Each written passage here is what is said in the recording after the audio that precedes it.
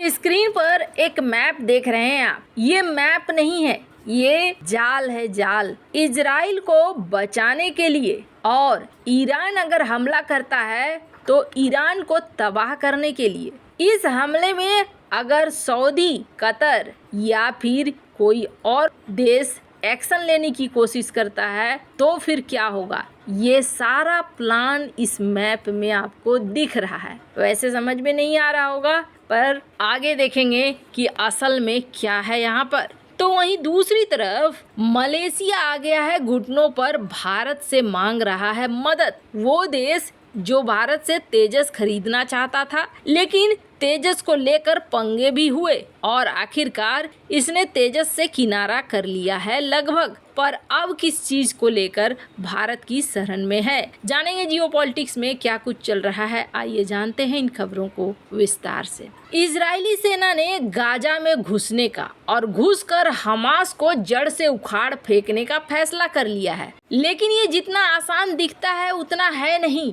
Gaza में घुसकर हमला करना सेना के लिए तो खतरनाक है ही, साथ ही इजराइल के लिए एक राजनीतिक दबाव भी बनेगा। इजराइल गाजा के उत्तरी हिस्से में हमला करने को तैयार है, लेकिन इस हमले को लेकर अनिश्चितता बनी हुई है। क्या ये हमला सही साबित होगा या इसके गंभीर परिणाम दुनिया को देखने को मिलेंगे। इजरायली 3 लाख रिजर्व सैनिकों को फिर से सेना में सोमवार को शामिल करेगा। हमास के वही लगभग 30,000 लड़ाके हैं। इनके पास कोई एयरफोर्स या टैंक भी नहीं है। दोनों सेनाओं की ताकत में एक बड़ा अंतर है। इजरायली डिफेंस फोर्स को गाजा पट्टी में कब्जा करने के लिए एक विशेष मौका दे रहा है। गाजा का प्रमुख शहरी केंद्र गादा शहर भी शामिल है। यहाँ रहने वाले 11 लाख लोगों को अपना घर छोड़ने को इजराइल के पीएम ने आदेश दे दिया, लेकिन हमास हमेशा से इजराइल के गाजा में घुसने के लिए तैयार था। क्यों?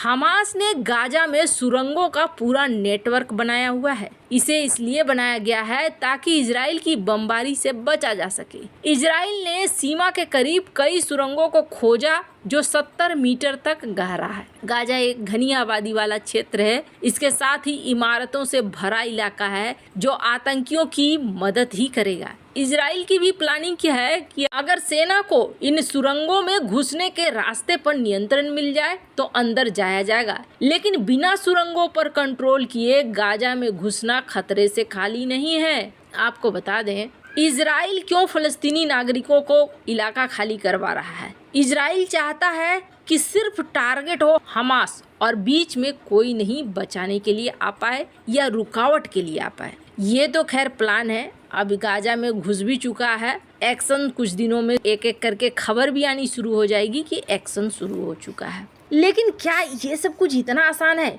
ईरान चुपचाप बैठकर देखता रह जाएगा, सऊदी अरब बैठकर देखता रह जाएगा, कतर बैठता रह जाएगा, ईरान भी, कुवैत भी? तो आपको बता दें, इसी का जवाब है इस मैप में। जैसे ही खबर मिली कि इजराइल पर हमास का हमला हुआ है, वैसे ही अमेरिका ने दौड़ा दिया यूएसएस गेराल्ड अपने एयरक्राफ्ट कैरियर को, अपने सबसे तगड़े वाले एयरक्राफ्ट कैरियर को, और दूसरे एयरक्राफ्ट कैरियर को बोला, सुनो, तुम भूमध्य सागर में खड़े हो जाओ, ऐसे डिस्टेंस में खड़े हो जाओ जहां से तुम्हें जैसे ही बुलाया जाए तुम तुरंत वहां पहुंच जाना। और अमेरिका का यूएसएस डी ये पहुंच गया। ये भूमध्य सागर में पास में ही है। मैप में देखिए, आपको मैप में दिखेगा गेराल्ड, ये इजराइल के एकदम पास में गाजा पट्टी के पास पानी में पड़ा हुआ है और अपने साथ युद्धपोतों के पूरे ग्रुप को लेकर है। तो वहीं एक दूसरा ग्रुप भूमध्य सागर में बाहर में इंतजार कर रहा है कि इधर के रास्ते से कोई आ तो नहीं रहा है। और तीसरा युद्धपोतों का स्ट्राइक ग्रुप बटान आपको कहाँ पे नजर आ रहा है? ये भी नजर आ रहा है आपको इस गलियारे में सऊदी अरब और ईरान के। तो वहीं USCGS हेली ये भी तैयार खड़ा है यूरोप में। आसपास आपको ये सब कुछ दिख रहे हैं। चाइना के पास रोनाल्ड रीगन दिख रहा है, अमेरिका का ARG दिख रहा है। यहाँ पूरी फॉर्मेशन अभी नेवी की आपने वो देखी जो ऊपर में है, जो सभी को दिख रहा है। इसके नीचे सबमरीन्स की भी तैनाती है। अच्छा तो इतना सा ही है ना, सिर्फ नेवी में इधर 2-3 एयरक्राफ्ट कैरियर हैं और कुछ स्ट्राइक ग्रुप है, यही है ना? जी नहीं, स्क्रीन पर एक आर्टिकल देखिए, 2 aircraft carrier, F-18 fighter jet, A-10 tank busters, tank को तबाह करने वाले, स्पाई प्लेन, जासूसी जहाज, स्पेशल ऑपरेशन करने वाले, ये सारे तैनात करके रखा हुआ है मिडिल ईस्ट में। पेंटागन ने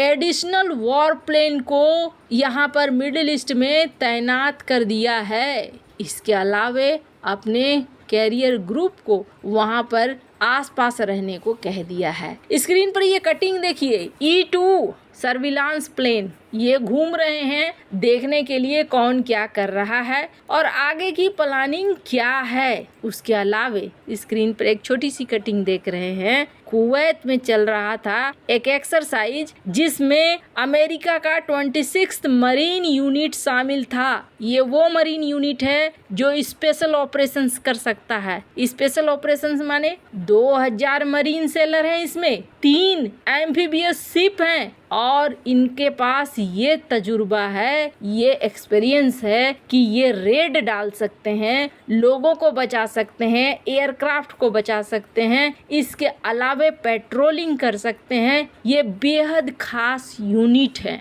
खास तौर पर इन्हें मरीन रेडर्स के नाम से जाना जाता है। ये कुवैत में एक्सरसाइज कर रहे थे और इन्हें कहा गया जल्दी से जल्दी निकलो यहाँ से और पहुँचो आसपास। इन्हें करीब जाने को नहीं कहा जा रहा है, अभी ऐसे डिस्टेंस में रखा जा रहा है जहाँ पर थोड़ा भी रिएक्शन मिडिल ईस्ट का अगर देखने को मिल गया कि ये इस युद्ध में शामिल हो रहे हैं तो इस युद्ध में अमेरिका भी शामिल हो जाएगा। ये मैप यही बात बता रहा है, इसी प्लान को बता रहा है। यही वजह है कि इजराइल यहाँ कॉन्फिडेंट आपको दिख रहा है। यहाँ पर तैनाती कर दी गई है, इजराइल को जैसे ही जरूरत होगी एक्शन में आ जाएंगे ये सारे के सारे। अब वैसे आपको बता दें, ऐसा मत सोचिए कि सिर्फ अमेरिका, यहाँ यूके, जर्मनी ये सब भी तैयार हैं। अगर थोड़ा सा भी मूवमेंट बदलता है तो चीजें साफ होकर सामने आनी शुरू हो जाएंगी। वैसे आपको बता दें, ये सब कुछ जहाँ यहाँ चल रहा है तो वहीं दूसरी तरफ मलेशिया बड़े संकट में फंस गया है और पैनिक स्टार्ट हो चुका है लोगों के बीच में। लोग यहाँ बाजारों में लाइन लगाने शुरू कर चुके हैं। कारण क्या है?